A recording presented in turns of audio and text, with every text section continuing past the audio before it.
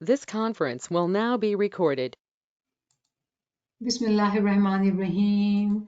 Nur Maulana Shah Karim Hussaini Hazri Imam, Hasbunallah, wa ni'mal wakil, wa ni'mal Maula, wa ni'mal Nasir, Hasbunallah, wa ni'mal wakil, wa ni'mal Maula, wa ni'mal Nasir. Hasbunallah, wa ni'mal wakil, wa ni'mal Maula, wa ni'mal Nasir. Hasbunallah, wa ni'mal wakil, wa ni'mal Maula, wa ni'mal Nasir. Ya Maulay Meherban, Ya Maulay Meherban, be the light on the tongue, Maula. Ya Maulay Meherban, Ya Maulay Meherban. We seek your mercy, Maula. Help us, Maula. Adi Allah, Madad Farma. So today we are going to talk about history. Imran had asked this question in one of the sessions that how do we distinguish right from wrong in the context of, when we talk of those who are hypocrites, munafiqeen, and how do we distinguish being Ismaili, being our tariqa, how do we do that? And it's a very tricky, very difficult question. And the reason it is difficult because when we start seeing people in that with that eyes and we start commenting about it, giving opinions about it, if we do not know the whole truth, we will come into the category of those who are gossiping and doing gibat, judging others, and we'll be falling into the categories of sinners. And we never want to do that because we are very, very careful when we start this journey. We are very careful that we protect our earnings because Shaitan is ready, more than ready to take away our earnings. But then we also want to make sure that we are following the right. We are not being deceived by Shaitan and unknowingly we are on the wrong path. How do we ascertain that in today's time in our lives? It's very difficult. What is needed for that? Knowledge. Without knowledge, we cannot find the answers. Now, when we, talk about this knowledge, definitely we can only talk about from history. When we discussed all the history, events and whatnot, with the support of some, Quranic verses and Parameens, inshallah, the hope is that we individually are able to extract the answers for ourselves and make our own choices. I would not indulge in any present time discussing any individual as per se. Why? I have told you why. So we are going to talk about history to find our answers. So let us see what do we have. So first is Farman of Maulana Sultan Muhammad Shah. Go ahead, one of you can read that. I'll read it. Let us recite the salawat. Allahumma salli ala Muhammad wa ala Muhammad. You should fully train your children on all aspects of our religion, that is, dua, ginans, farmans, history, etc., in order to keep them firm on their faith. Rajkot, February 10th, 1910. Allahumma salli ala Muhammad wa ala Muhammad. So what do we do when we read farmans like that? We focus on dua, ginans, farmans, shukr mola, that we are doing that. But why are we ignoring the history? Do we do that? Very commonly. So this farman is very clear that we need to know about history to be able to keep firm on our faith. Without knowledge of history, we can fall into the trap. So not only dua, ginan, farmans, but history as well. This is Maulana Hazri Imam's farman. Go ahead and read, Imran. Allahumma salli ala Muhammad wa ala Muhammad. I would say to my spiritual children today that understanding the purpose of education is a central issue for the decades ahead for the Jamaat worldwide, not just the Jamaat in Pakistan. Understanding the ethics of one's faith, the history of one's tariqah, the principles on which the tariqah functions, what it upholds, are very, very important to the future of the Jamaat. And I wish you to know, as indeed I believe you do know, that a lot of effort has been made to upgrade the quality of the religious education of the Jamaat. This is a long and extensive exercise because it means bringing forward to modern times notions of the past principles that are permanent in life, ethical contexts which are desirable for the Jamaat. So I say to my spiritual children, attend regularly the classes that teach the faith. Karachi, October 27th, 2000. Subhanallah, subhanallah. So very many lessons for us in this farman, but the way we've been talking about taqwa and ethics, that is very, very important. But Imam's farman is that understanding the ethics of one's faith, the history of one's tariqah. What happens, when we read this farman, because we are learning about taqwa, ethics, we focus on that, and the next part which says history, we forget that. And it happens more than often with us that we become selective readers, and we are truly blessed when the questions come like that and we get this opportunity to draw our attention in a different way to be able to see that what Imam is saying, that this is a long and extensive exercise for us to realize what is needed for our permanent life, the life which is hereafter, not the physical life only. And surely Imam's guidance in 2000 in Karachi was to regularly attend those classes which teach faith. He's not saying REC, he's not saying Tariqa board classes, but classes which teach faith, just like this one. Because, we are attending this class, we are having this class, it is all honorary, it is not from institution, but Imam's guidance is there for us to be able to attend those classes to learn about our faith. So that this also makes us clear why are we here. But today's topic is actually history, that the purpose of education, wherever we live, it is to understand not just the ethics of our faith, but also the history of our tariqah. Why? Again, for us to be able to follow our tariqah, if we don't understand the delicacies or subtleties which are present in history, to be able to relate it to the current times, we will become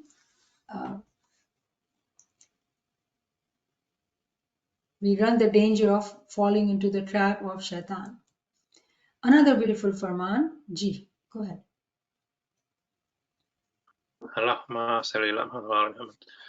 I would like my spiritual children to understand that most of you have worldly matters.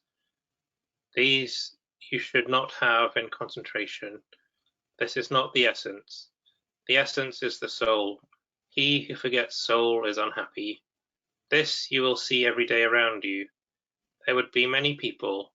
They may not be rich, and they think they are happy, but real happiness is not there. Oh, sorry, they may be rich. This is why my spiritual children should understand. Do not forget your prayers and your ibadat. This is most important. Many Muslims have forgotten the meaning of ibadat. You read history. If you read history, you will come to know Muslims could do so much in Prophet's time. This is because they used to perform ibadat. Chittagong, December 4th, 1964. Allahumma salli ala Muhammad. So this farman again emphasizing, our faith, our ibadat, importance of our life, which is hereafter, the permanency in our life, negating our physical worldly life, physical richness, and seeking happiness in the physical worldly lives. It will all will die down. What we are seeking is everlasting, permanent happiness. And that everlasting, permanent happiness we can only get when we read history. How amazing it is that we did not ever connect these 2 points. That it is through reading of the history, we will be able to realize that how during the Prophet's time, things were different than today's time. It will, and of course, the emphasis here is in ibadat too. But I would like us, this Farman, we will discuss it again in other classes, but the focus here, I want to keep it on the history. So it is very, very important for us, along with whatever we are already doing, to remember why history is so important. Because if we do this part and negate or, do not learn about history, we are not protecting ourselves. We are not completely understanding and following the tariqah and protecting ourselves from the deception of shaitan. So I take you to the memoirs. To go to the history, we all know about history parts, but it is beautiful to be able to discuss this through the words of Imam Sultan Muhammad Shah. This is chapter 8, Memoirs, and I would let you read that and we'll continue to talk about it. Ji. The Imam is thus the successor of the Prophet in his religious capacity. He is the man who must be obeyed and who dwells among those from whom he commands spiritual obedience. The Sunnis have always held that this authority is merely temporal and secular, and is exerted only in the political sphere. They believe, therefore, that it appertains to any lawfully constituted political head of state, to a governor, or to the president of a republic. The Shias say that this authority is all-pervading, and is concerned with spiritual matters also, that it is transferred by inherited right to the Prophet's successors of his blood. So we all know about the history that how Prophet was the last prophet, and after Prophet, what had happened. And of course, people were wondering when Imam Sultan Muhammad Shah wrote his memoirs, and Imam is talking about that how after Prophet, the successor of the Prophet was Imam. He is the man who must be obeyed, and he commands spiritual obedience. Whereas the Sunni group, they only accepted the authority which was related to temporal secular. So what had happened? Shia Sunni. Recently, somebody else asked in general class that how did this happen? And few weeks ago, I remember in Gujarati class, somebody asked, and I briefly talked about, and it was interesting. And after that, Imran asked. So we have this kind of talk in Gujarati. But after the Prophet Muhammad, this division happened. Why this division occurred, what had happened, we all have some ideas, and we have heard so many, lectures, I'm sure. And we have a beautiful book of Rashida Saiba about Hazrat Ali, and it also covers so many aspects about it. So Shia, being us Shia Imami Ismaili Muslims, we accept the authority of Imam, and we believe that it is transferred by inherited right, beginning from Prophet to his blood. Now, this group, we also understand that it is not just the Prophet.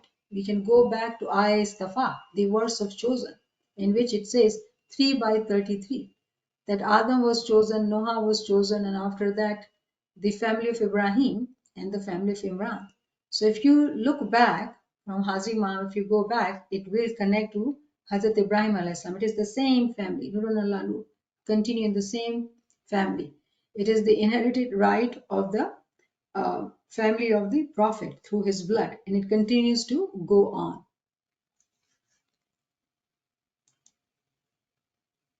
Ji.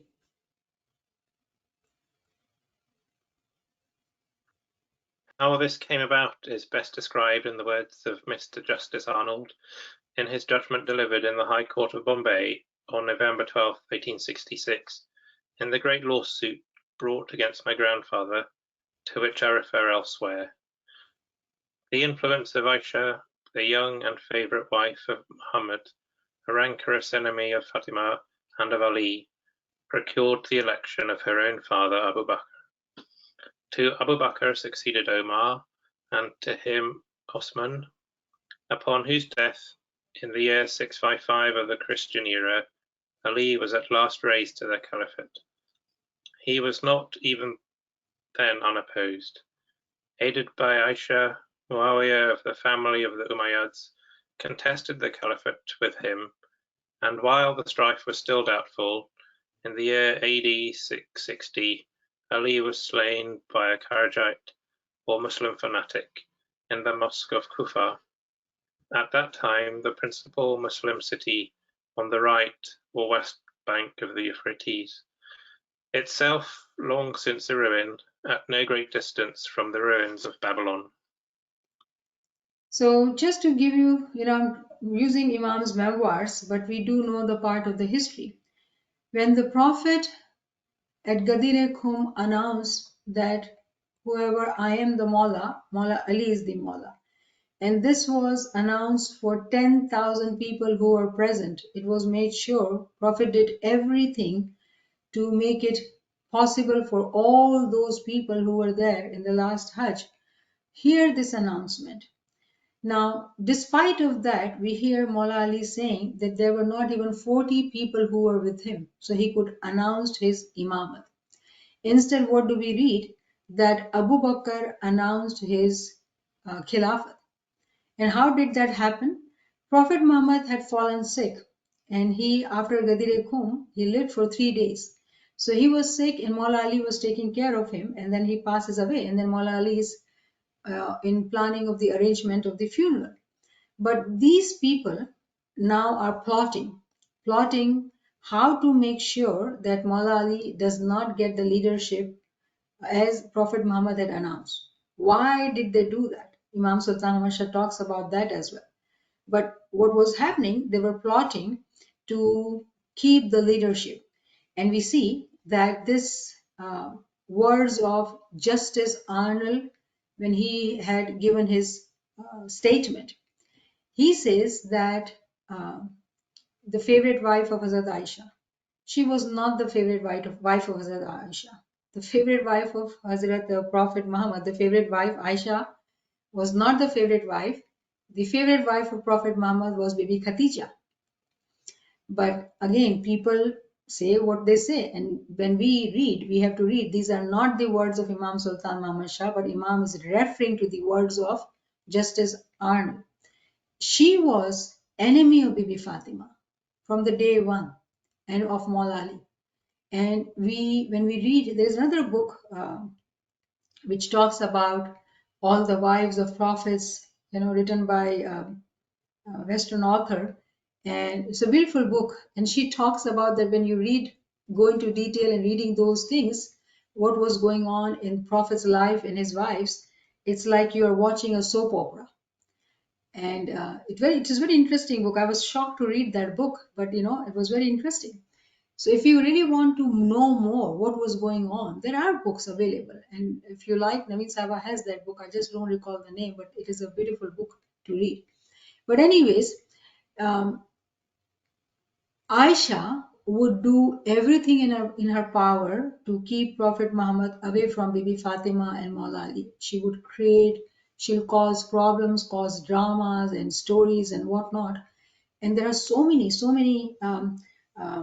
stories. And I recall somehow one about Prophet getting married to a governor's wife. So remember, it was happening at that time that everybody wanted to have relations with Prophet some ways. And one way to have influence and to have the ties with all different countries around was to give, their daughter in marriage to Prophet Muhammad.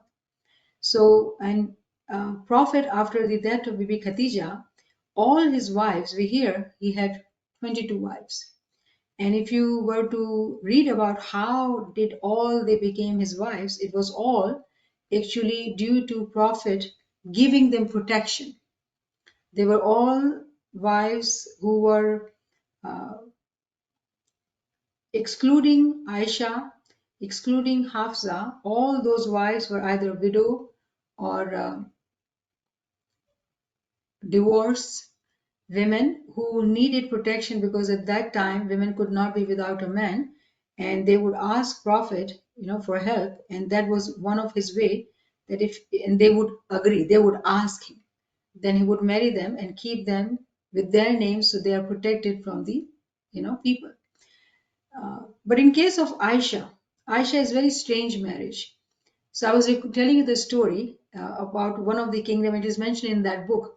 So this king and he offers his wife, and in order to keep relation, because Muslims wanted to go pass through that country to do the trading's work, and they could not do so because this king would not allow. And the only agreement which was agreed upon was to have relation with Prophet Muhammad, and he agrees to give his daughter to Prophet.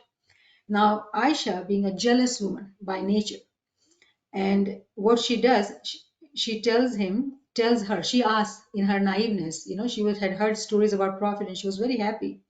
So she is asking Aisha, as a friend, that can you tell me what to do to be not get into, on the wrong foot of Prophet Muhammad, because he's a prophet and I'm like, don't know how to behave and what to do.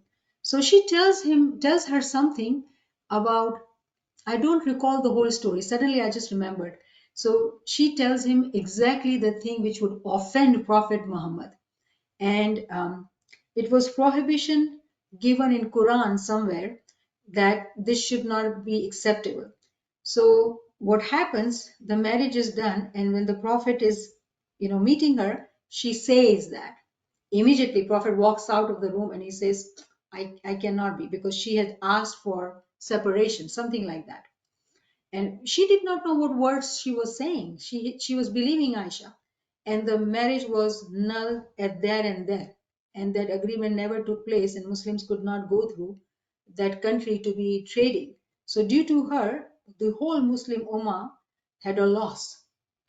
Anyways, this is one of the stories. So Aisha, all her life, created problems. And if you were to know more about how did Aisha became his wife, she's the only one who was young, who was, not even mature woman. She was a young girl playing with her dolls. Abu Bakr wanting to have relations, family relation with Prophet Muhammad, almost forced Prophet Muhammad to take his daughter Aisha to be married to him. And Prophet Muhammad refuses. And literally what he does, he leaves her with her things at his home, in his room. And he tells her to stay there. And then eventually Prophet had to marry her, and in Western it is seen as so wrong that he married a child. So imagine the events which were happening, the plotting which were happening. So Aisha was sent to his home with whatever agenda. So that is the background. So this is a jealous woman, enemy of Bibi Fatima and Maula Ali. And when Prophet Muhammad passes away, she starts gathering people, being the wife of Prophet. Remember, when you are related to Prophet, if we were to have a Natik and it's the family member saying that Prophet wanted Abu Bakr to be leading the Ummah, how many of people will say no? People forgot about what Prophet had said at Gadir Khum. They were misled. Were there lies and whatnot? We don't know, but we can presume, we are smart people, we can see how these things would have taken place. And another problem which is always seen historically, people are comfortable with majority. And wherever the majority is, people think that they are in a right path because majority is following. And if you were to research in Quran says very clearly that majority will remain ignorant. Majority will remain ignorant. It will always be few who will be on the right path. So very interestingly, majority went with Abu Bakr. And he announced his Khilafat, and he, being older gentleman, respectful, rich, resourceful, eloquent speaker, everybody, majority, went towards Abu Bakr. At that time, people who were sincerely, loving Maula Ali, they did not know what was happening. They were just naive, and we do know what happened after Abu Bakr became Khalifa. His family member, he made Umar, who was his family member, Khalifa. In the time of Umar, already due to Abu Bakr and after Umar becoming Khalifa, corruption was at the highest. Conflicts were everywhere. Why? Because they were playing this term, I do not know, favoritism. They were only giving, contracts or whatnot to the family members. So the money, it was all about money. It was all about power and money. So the money which they were receiving, from trades and whatnot, because everything used to come to Prophet Muhammad. Remember that. He was worldly leader as well as spiritual leader. So one is, of course, the, zakat, the song, all those money which was received, it was received by Prophet Muhammad to be able to take care of the Ummah. Now, where was that money going? Abu Bakr. From Abu Bakr, Umar. And from Umar, Usman. But by that time, when the Usman is Khalifa, the whole Muslim Ummah is dispersed, broken apart, conflicts, fights, issues and issues. And it is being written that Usman, whenever he would not be able to resolve a conflict, he did not know how to, because he was a leader and he could not, he was Khalifa and he did not know. So he would sneak out to Maula Ali at night times and ask him, consult him, that he does not know how to resolve. And Maula Ali would guide him. Maula Ali will never say no to him. He will guide him and he will use his judgment and announce the decision. And people were like, wow, wow. So that was going on in the background.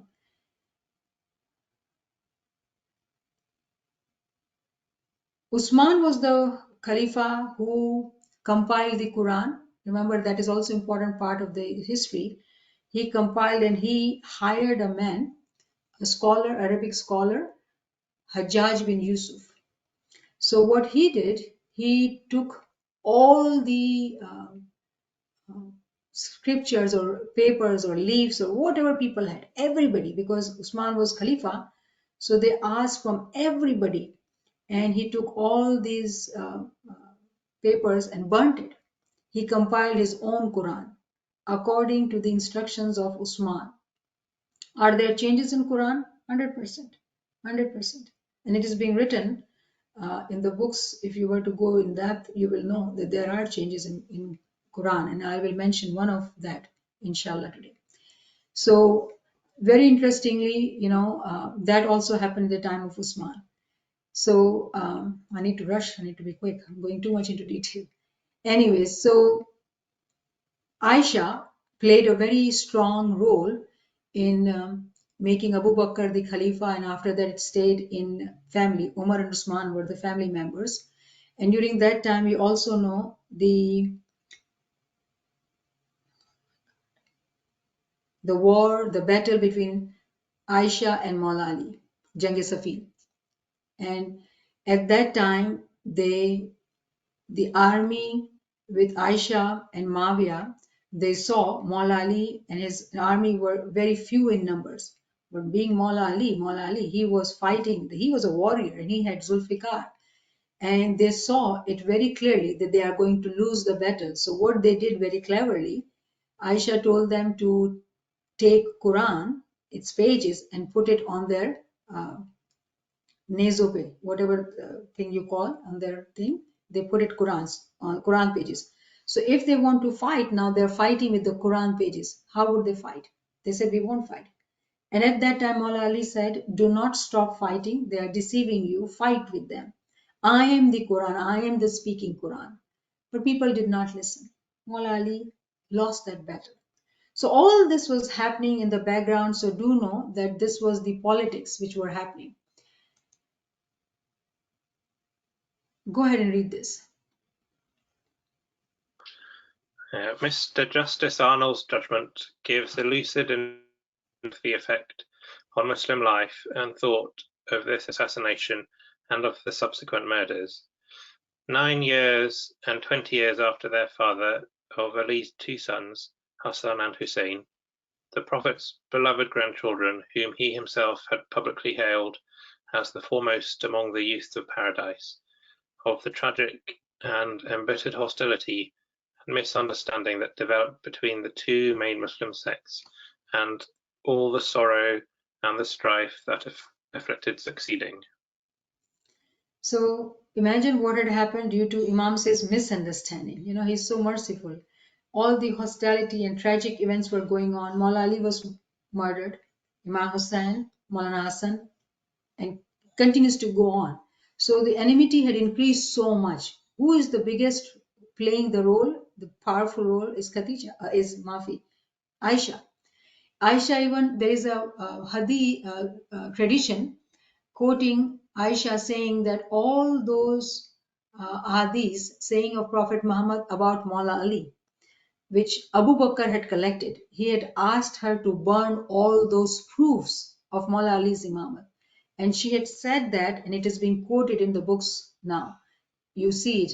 So you do know who played the role of doing what had happened. So how did it happen? The question is, how did it happen? So Prophet died without appointing a Khalifa or successor. That is the take which Muslim Ummah takes, that he did not appoint any successor. We being Shia Ismaili, we know that he did appoint a successor. But all the events and the way things were played at that time, it led to people believe that there was no Khalifa appointed, and Abu Bakr became impromptu at that time trying to take care of the Muslim Ummah. He was so good and so, caring for the Muslim Ummah that he took the leadership to take care of the Muslim Ummah. But that's not the truth. But that's what people see, that he died without appointing a Khalifa or a successor. But the Shia school of thought maintains that yes, that after Prophet Muhammad there is no Natik, but Imamat, the divine guidance continued through the Imamat. And Imam, being the Imam, Nurun Allah Nur, from Nurani family, they are not like any other human beings. They look like us, but they are not. So how did this all come about? How? Number one, Maulana Imam Sultan Muhammad Shah gives us reason. Misled by greed. Misled by greed. There was a lot of greed at that time because there was money coming in from different ways. Misled by greed. Second, oratory. Who was speaking beautifully? Charismatic speakers, impressing people with their ways of talking and giving knowledge. By the sudden desire for material advantage. Material advantage can be of many sort. Fame, having majority following you. And if I may tell you again history, I'm going to quote one of my, interesting learning. At work, I had a Nigerian friend, and we were talking about, working with all, Western people, that we only two were Muslims. And I was so surprised, Nigerian being Muslim. I said, "What do you believe in?" And she says that we believe in Imam Malik. And I'm like, Imam Malik? I've never heard of this Imam. Who is this Imam? And she says, "You know what?" I said, "Do you believe in Khalifa and then there is Imam?" And she says, "That's all rubbish. We don't believe in that. We believe in Allah, His Prophet, and Imam Malik." And I'm like, okay. But then I got so curious to find out who is this Imam Malik. And now I learned that there is a whole follower, Imam, they call Maliki Tariqa, And interestingly, how did it happen? One person speaking beautifully, had the knowledge, beautiful, created his own independent sect of Islam. It's an all independent sect of Islam. They believe in Malik, Imam Malik. How did he become Imam, bhai? Nobody knows. But they call him Imam. He was a learned scholar, he knew knowledge, and people follow him. If you go to Nigeria, all those countries, they all are Muslim. They all now recently, one of my friend was sharing that now they are justifying, and very interestingly, they say that their sect believes in Prophet Muhammad and three caliphs, and those three caliphs accept the leadership of Imam Malik. So what had happened probably after the death of Prophet Muhammad, all those scholars giving in different direction teaching, right? So this one independent teacher, and who from Medina, beginning from Medina, going to now the whole country, Nigerian, there are big numbers of Muslims. So in all that area, if you go, they are Muslims, but they are Maliki, and they call Malik as Imam Malik. So this is just, food for thought.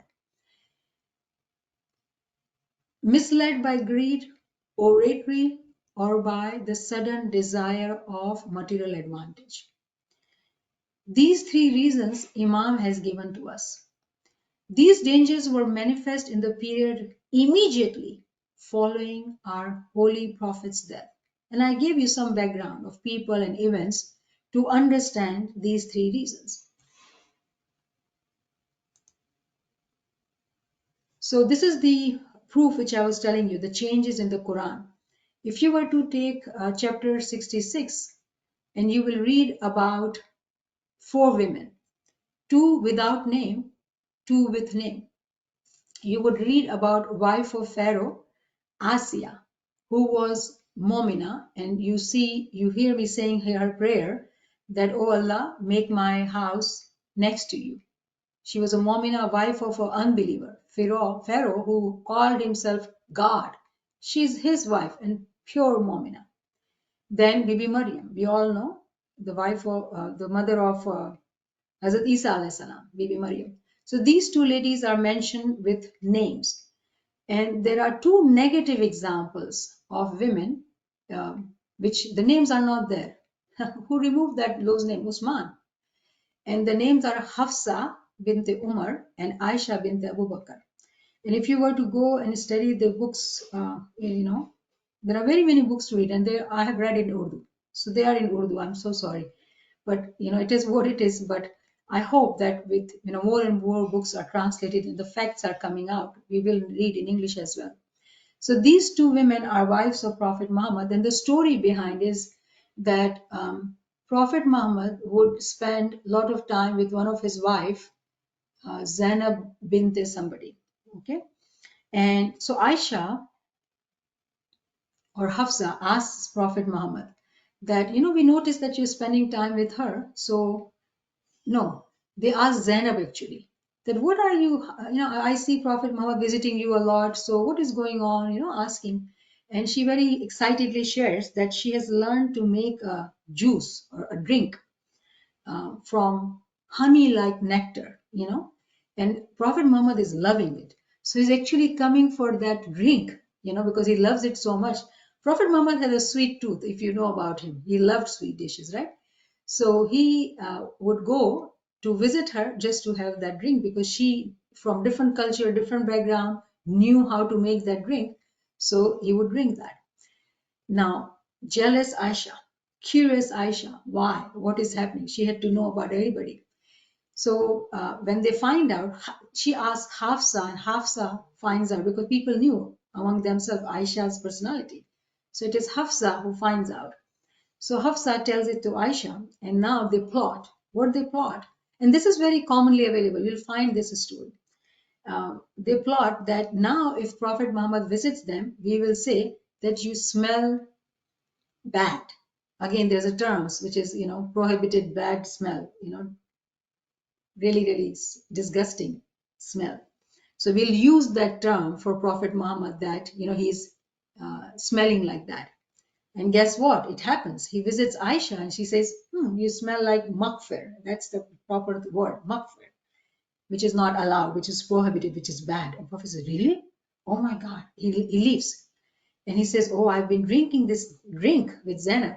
After that, he stops going to Zainab. He stops drinking that drink because he feels, oh, he's stinking. So later on, a prophet, if you read chapter 66, you will know that Prophet Muhammad asks her that, did you tell me because of this? And he says, how do you know? How did you come to know my plot? And in verse it says, I do not know if I have that verse. I don't think, because I wanted to cut the content. And in the verse, Prophet says that he tells me who knows everything. So he comes to find out about the plot. But what I'm telling you, number one, the change in the Quran, these 2 women are not mentioned to continue to mislead people about Aisha and her role. Because it is Aisha who was standing against Maula Ali. People did not understand.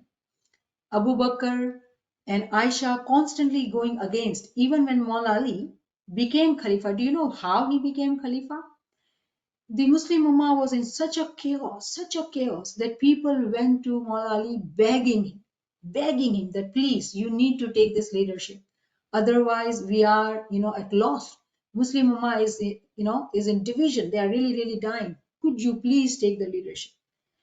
They were begging him, and Imam continued to refuse several times. But they finally, Maula Ali gave in, and Maula Ali says, "Okay, I'll become the Khalifa." But guess what? Jealous people ended up killing him. So what I'm saying that it was intentionally. People were kept blind. Who was kept blind? Majority. Why? Because Maula Ali is not going to tell people. It was evident how Aisha was enemy. Evident to who? Those who knew the inside politics. Those who knew the soap opera of Prophet Muhammad's inside family. Others did not. Others were blinded. Others were blindly following the majority. Now, Maula Ali could not talk about Aisha openly. He could not. But within the group who were believers, did they know about it? They knew everything who was doing what. And that's how they were with Maula Ali. But outside, they could not talk about it openly. Because guess what? Then what is the difference between them and Maula Ali? Because they were talking ill of Maula Ali all the time. All the time. They wanted constantly create division in Muslim Ummah. Were they successful? We know the status now. So this is the Quranic verse, chapter 30, verse 43, and I'm giving you two different translations. So direct your face toward the correct religion before a day comes from Allah of which there is no repelling. The day they will be divided. But set thou thy face to the right religion, upright religion, true religion, religion of Hazrat Ibrahim. And who was the true descendant of Hazrat Ibrahim? Maula Ali. Before there come from Allah the day which there is no chance of averting. A time will come, there is no returning back.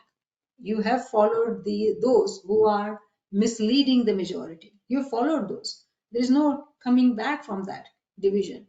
So those who were seeking the answers, asking Maula Ali. Remember, this is the time that the Sufism was also created.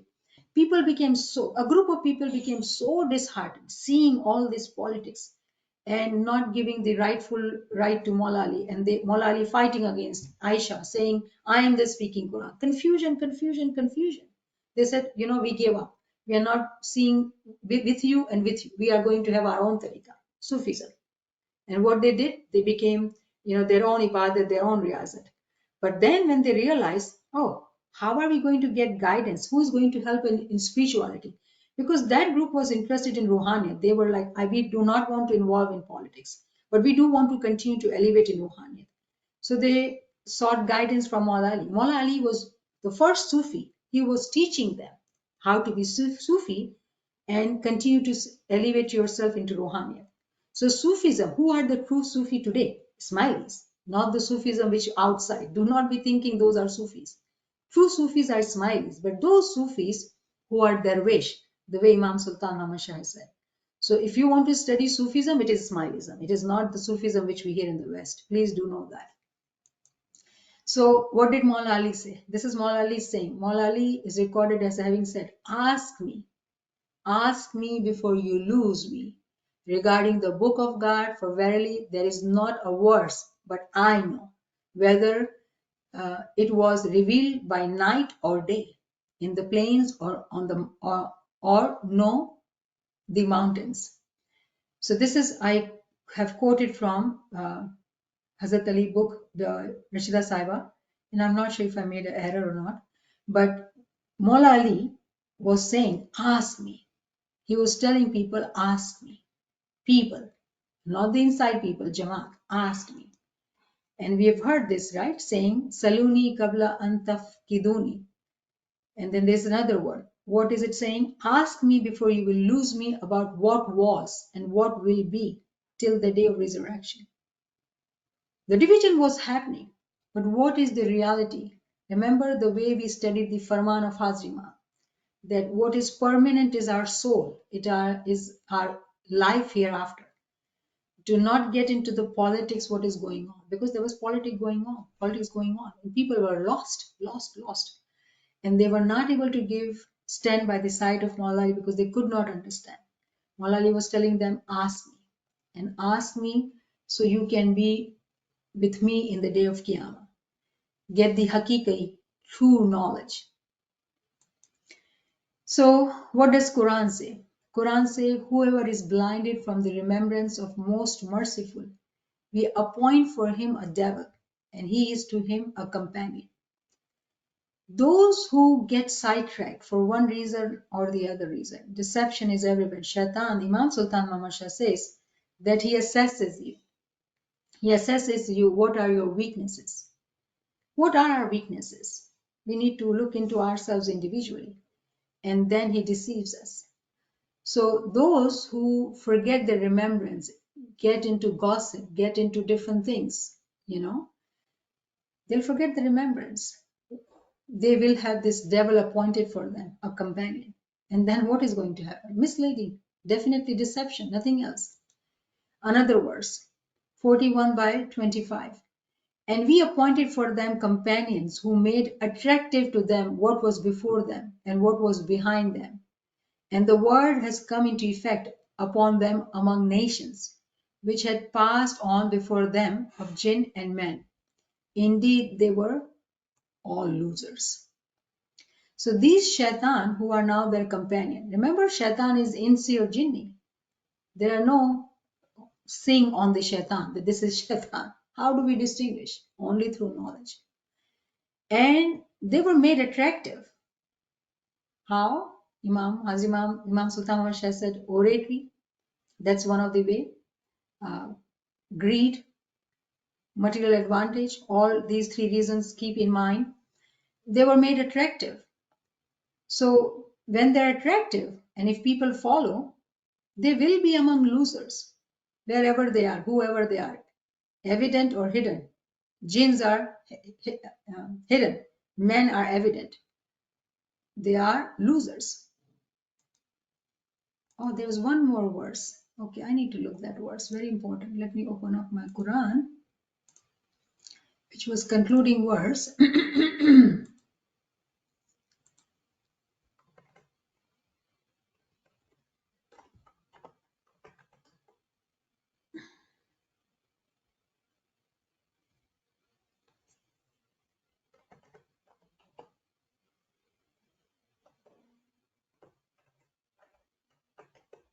Oh.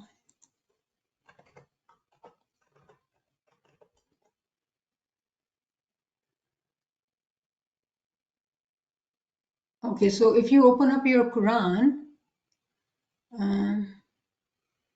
very interestingly, there is a beautiful verse that says that with every natik, maybe if you can help me with that verse, I don't know how I missed it. With every natik, there's a shaitan assigned. There's a very clear-cut verse which says that with every prophet, there is a shaitan assigned. If you can put it in the chat, Naveen Sahiba, please. So Allah says in Quran that with every natik, there is a shaitan.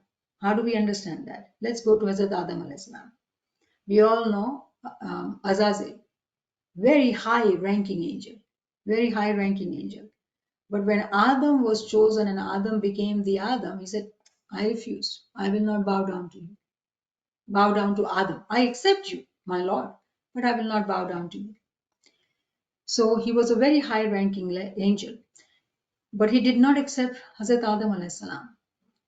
And later on, we are seeing in the time of Prophet Muhammad, because that's the most closest, that Abu Bakr, being the family member, being present in all the wars, you will read praises of Abu Bakr. And if you hear, sometimes when we internally do some lectures, his name is Bakr. We call him Makar. Makar, deception. That's how because he deceived the whole Ummah. The whole Ummah. The verse is 43/36. And whoever is blinded from remembrance of the most merciful, we appoint for him a devil. That is the verse we discussed. There is one another verse which talks about in every times of prophet, So this is what she's sharing. So inshallah, that every time, with Natik comes a devil. Anyways, so when Abu Bakr had this deception in his heart, for whatever reason, oratory, material greed, or material advantage, he deceived the whole ummah and sidetracked them from Malali. And they did not follow Malali. People did not follow Malali. Majority remained ignorant, the way it says in Quran that majority are ignorant. So we see in the story of Adam that Azazel, high-ranking angel, he was willing to accept, willing to be obedient in submission to the Lord, but he will not accept the vicegerent. So what happened to Abu Bakr? He said, I accept Prophet Muhammad, you, but I will not accept your vicegerent, Maulana. And we believe in the chain of the light of Imamah. It stays continuous. But what did he do? The important thing which we have to realize, in front, he was appearing as beloved of Prophet, family member of Prophet, with all the knowledge of what Prophet was teaching, all the sayings of Prophet Muhammad, and resourceful speaker, all those qualities which were needed to impress people who did not ask questions, were misguided, misled, and we see the division in Islam today. And if I may, if you can handle, I want to tell you, because this is a different session and we'll not talk about these things.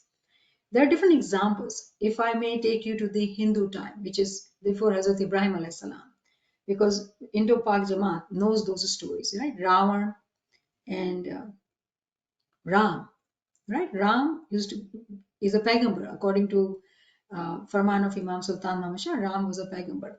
But we have heard the story of Ravan, who is the enemy, who is the shaitan of that time, being Ravan, and Ram being the prophet. He is the one who kidnapped Sita and wanted to marry her, right? Again, there are so many tawilat, and inshallah with time you will understand it all. But stay with me with the physical story, because today we are just talking about history.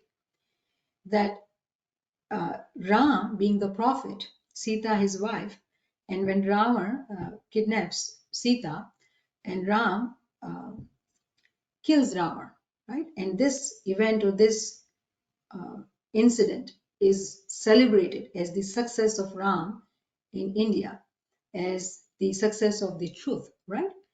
But if you go from India to Sri Lanka, Lanka was the palace, the living place of Azazel. No, I mix of Ravana. Remember the allegory is Azazel we are talking about. But Ravana, who was from Sri Lanka as well. There are people today, if you visit Sri Lanka, you will find temples where he is worshipped. Sri Lankan people believe in Ravana, that he was a genius. They say that he was the first one who invented a plane before White brothers. They say that he was a learned scholar, he was beloved angel, and so many things about Ravana. Now travel from Sri Lanka to India, Bharat. He is a shaitan. How these two distinctions are happening? If you understand this distinction, come back to Prophet Muhammad's time. Sunni being misled by Abu Bakr. Majority remains ignorant. And Shia, not even 40 in numbers, who are with Maula Ali. Maula Ali is martyred, Maulana Hussain is martyred, Hassan is martyred, Maulana Zainul is martyred. Come on, what is going on? This is our history. This is our history. Truth is always punished in this world. But remember, the physical body, it doesn't matter. The truth continues to live on. Look at Shah Karim. He is Betaj Badshah. Without the crown, he is the king of the world. And today, in the whole world, who Muslim are respected? Only Ismailis. only smileys. So connect 2 plus 2 and think. This requires a lot of reflection, a lot of reflection. History repeats itself. So if we are understanding this knowledge, what we are learning, we have to stay in remembrance of Imam. Stay with Imam. Imam, Imam, Imam. Abu Bakr superficially was talking about Prophet Muhammad and Quran. He was giving knowledge, he was teaching, he was the leader. But he was slowly taking people away from Maula Ali, the family, the direct Janasheen of Prophet Muhammad. What people did, the way Maula talks about in memoirs, that they were the ones who killed Maula Ali, Maulana Hussain, Maulana Zainal Abidin Hassan. They were not from outside. Christians were not coming to kill them. It was Muslim who killed them. And we know about killer of Maula Ali, right? He had mark on his head. He was so pious. People say that. I'm not saying it. I'm quoting the words. There were 5 times namaz, which was made must by Prophet Muhammad, right? And in 5 times, you do sujood. He was someone who would say namaz 50 times. 50 times. He lived literally at mosque. And he would do so many sujood that he had a mark on his head because he would do sajda. He killed Maula Ali. How do you distinguish between a Momin and a Momin? It is a hard test. It is a difficult test we live in. So how do we distinguish who is right and wrong? Maula guides, if we are listening. Maula guides, if you are paying attention. Maula does not leave anybody without guidance who are seeking.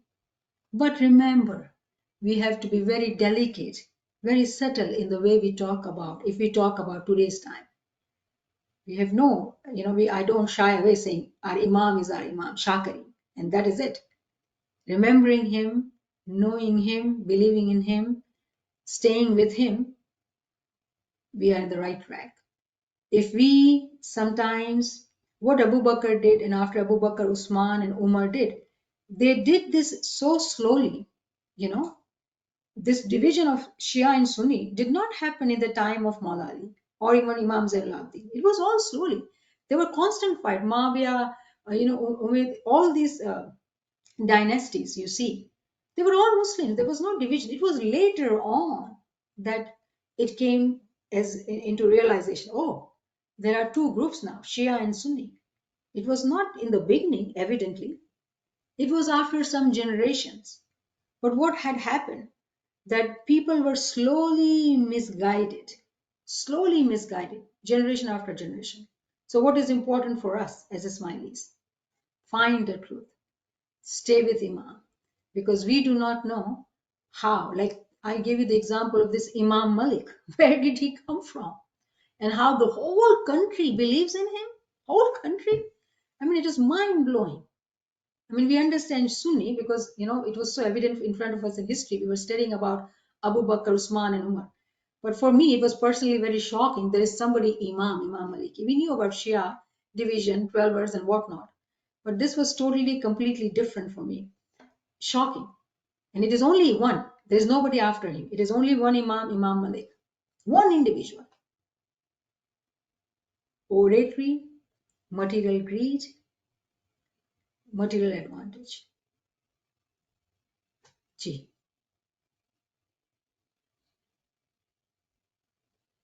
Imran, I hope I have answered and some more. Yeah, so very, very interesting. And I've read the biographies of the Prophet, and there's lots and lots of history, but it's always physical history and who did this and who did that. And the trick is trying to understand how, like at a higher level, how it affects everything else that goes on around it. I really enjoyed it today, and I know there's always lots of history, and I think Hazrat Imam himself says that Islam as a religion has been here for 1400 years since the Prophet, and so the whole religion itself has been through a lot. So you can take lessons from what's come before and just think about it and see how it applies today. But I think everything you said about all the soap opera and dramas of that time happens today anyway. So there's nothing new that's going on, and so all the lessons that have come in the past you can still apply to today. I think you have to think quite carefully about how it applies to you and how you're staying on the right track, and how not to waver, and I know how not to get stuck in gossip and how not to judge people. And it happens at work all the time. People ask, oh, what do you think of this person, or what do you think of that person? And you try not to give an opinion, or you just give us to stay very neutral. But there's always groups of gossip here and there. So may I say what you said, Imran? You know, I'm sorry, I'm stopping you, interrupting you. The word which you said, neutral, we can never be neutral. If you're neutral, you're losing it. Most of the time, that's what people choose. Why? Because there's a fear. Oh, I don't know what to do. I don't want to displease this person. I would rather be with, I want to be comfortable. I want to fit in. So I will stay neutral. No, you should not stay neutral. You should be with Imam. So those who choose the path of remaining neutral, they've already lost it. It is important. It is important. It is a hard task to stay with the truth. Meaning, you will accept all the arrows coming to you. You will accept all the character assassination coming to you. You will accept all those, people, games of Aisha. All that. Maula Ali accepted. Maula Ali stood, of course, on his ground, and all those mujahideen, those warriors who stayed with Maula Ali, what happened to them? They all got killed. If you read the history, they all were martyred. But remember, the true seekers, they know this physical body doesn't matter. This physical name doesn't matter. What matters is hereafter. And imagine, we know from Quran, those who are successful here, that day they'll be saying, oh, do you not remember me as my friend? Please share me your light. What will you say? Go back. Go back. What is that go back? Go back and accept Imam where you had stopped accepting him as the true Hakikat, Imam-e-Barhaq. So no, neutral is not the right way, Imran. It is a hard test to not stay neutral and stand on the side of the truth. And I personally say I am very weak. But when we seek courage from him, he gives courage. And it is hard. It is a hard decision to constantly go through isolation. Because what happened to Maula Ali and his companions? It is isolation. Isolation, and you are being put into the situation as if you are all alone. It happens. But remember those who are Mu'mineen, who is with them? Imam. And if Imam is with them, do we need anybody? So we cannot be neutral. Remember that. Ji. Naila? I just wanted to make 2 comments. When you said history repeats itself in the memoirs, so Imam Sultan Muhammad Shah said in Germany, they had poisoned his, I think it was coffee, but anyway, they had poisoned his drink, and he did not drink that drink. Just wanted to say that. And there's a saying, sometimes all the fools are on one side. That's another. Interesting. Yeah. So, of course, I'm sure our Imams go through, all the time. I mean, always, truth is always, sidetracked, but this time is time of Qiyamah. So it's a different time. Imams are visible and in front. These are different times, so nobody can touch Imam, Shukr Maula. He is king of this world without a crown. The whole world accepts him. Anyways, but this is interesting saying fools are all one side. I did not relate it like that. But remember, we can laugh and we can, share this sharing. But when we are talking about religion, it becomes very, very difficult. We can't comment like that. If someone asks today, who is on the truth and who is not, I have a hard time answering that question. Hard time, because I do not want to be the one who is in the category of those who are judging people or backbiting. It is difficult. It is a difficult situation you are put in, right? So again, my answer is always look into the history. And we have to have very strong faith with knowledge to always be aware that who are we listening to, who are we following, and we do not get deceived. So friends, I hope that you enjoyed and learned, and there's a lot to reflect. Does anyone has any comment or question? Otherwise, we'll end. Imran, I did interrupt you. Did you have anything more to say? It's always tricky to. I know exactly what you said. I agree with what you said, and you don't want to be the unpopular person, or you have that false fear of siding with everybody else just because it's easier. But it's always tricky.